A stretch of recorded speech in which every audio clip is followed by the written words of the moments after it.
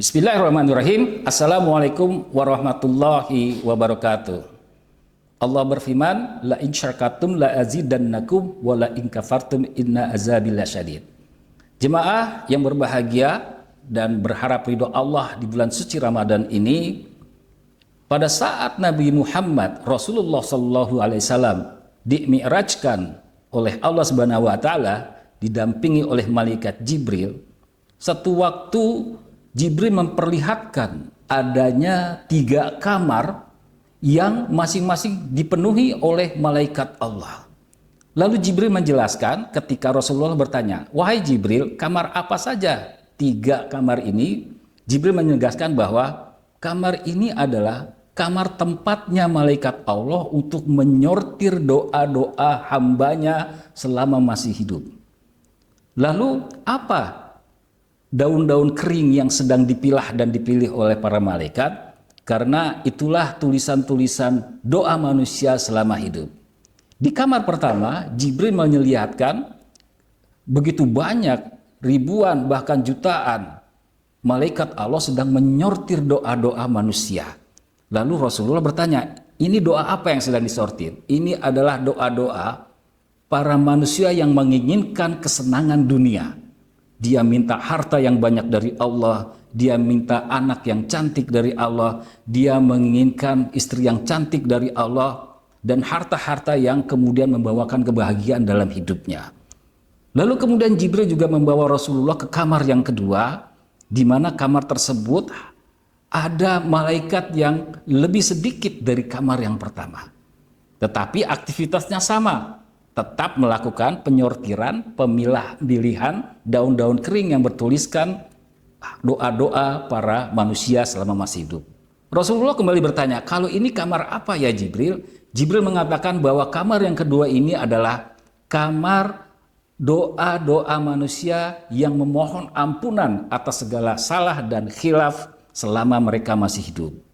Lalu kemudian yang terakhir, ini kamar apa ya Jibril? Di situ Rasulullah melihat kamar yang jauh-jauh lebih sedikit dan hanya beberapa gelintir manusia saja, yang beberapa gelintir malaikat saja yang melakukan pemilihan daun-daun doa manusia selama masih hidup. Lalu kamar yang terakhir ini apa ya Jibril? Kenapa begitu sangat sedikit malaikat yang sedang menyortir doa-doa tersebut? Ini adalah kamar yang malaikat sedang melakukan pemilihan dan pemilihan doa-doa manusia yang sengaja berdoa hanya untuk bersyukur kepada Allah Subhanahu wa Ta'ala. Jadi kalau kita maknai dari peristiwa ini bahwa manusia selama hidupnya ini lebih menginginkan kesenangan dunia. Lebih banyak manusia di muka bumi ini yang memanjatkan doa kepada Allah hanya untuk kesenangan dan kebahagiaan duniawi. Peringkat kedua adalah manusia-manusia yang menginginkan dosanya diampuni. Dan yang peringkat ketiga, dan ini yang paling jarang, manusia yang sengaja mengkhususkan diri untuk berdoa, bermunajat kepada Allah atas rasa syukur yang dia dapatkan atas semua takdir yang Allah berikan kepada mereka. Jemaah hadirin yang dirahmati Allah, kalau kita lihat dari peristiwa ini, sesungguhnya manusia memiliki logika terbalik di dalam memaknai kedekatan dirinya dengan Allah. Padahal Allah menginginkan manusia itu dekat dengan dirinya ketika kerap menyampaikan rasa syukur atas segala nikmatnya. Tetapi yang manusia lakukan justru sebaliknya. Hanya sedikit orang yang bersyukur ketimbang orang yang memohon ampun, dan hanya sedikit orang yang memohon ampun ketimbang orang yang menginginkan kesenangan dunia. Ayat yang saya sampaikan di awal tadi, padahal Allah sudah dengan tegas mengatakan bahwa apabila kalian bersyukur, maka nikmatmu akan aku tambah. Jadi sebetulnya resep bahagia selama hidup adalah ketika kita mudah bersyukur atas segala takdir yang Allah berikan kepada kita. Karena dengan rasa bersyukur, maka kita terhindar dari keinginan-keinginan yang selama ini hanya terlihat baik menurut kita, tetapi buruk menurut Allah. Dengan keinginan-keinginan yang berlebihan, kita kerap kali terjerumus kepada aktivitas, perbuatan, dan pencarian rizki yang kurang halal. Dan lebih parah lagi, bahkan keinginan kita kadang-kadang harus melanggar aturan syariah yang sudah ditetapkan oleh Allah Subhanahu wa Ta'ala.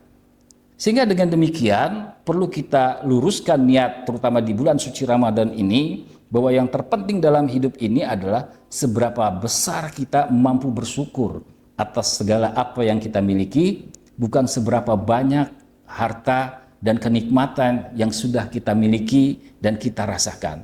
Karena sejatinya kebahagiaan itu muncul dari rasa cukup. Kebahagiaan muncul ketika kita selalu bersyukur atas segala nikmat yang Allah berikan kepada kita. Dalam keseharian kita seringkali melihat bahwa banyak sekali orang dengan penyakit yang dimilikinya merasa begitu sangat kekurangan. Karena kenapa? Karena dia membandingkan dengan orang yang masih sehat. Begitu pula kadangkala kita melihat ada orang yang punya kelebihan harta, tetapi dia merasa iri dengan kebahagiaan si miskin karena si miskin begitu mesra dengan anak serta istrinya. Di sini Allah membolak-balikan logika kita, di mana kebahagiaan itu tidak linier, tidak sepadan dengan apa yang kita miliki. Tetapi bahagia itu adalah muncul dari hati dan pikiran kita.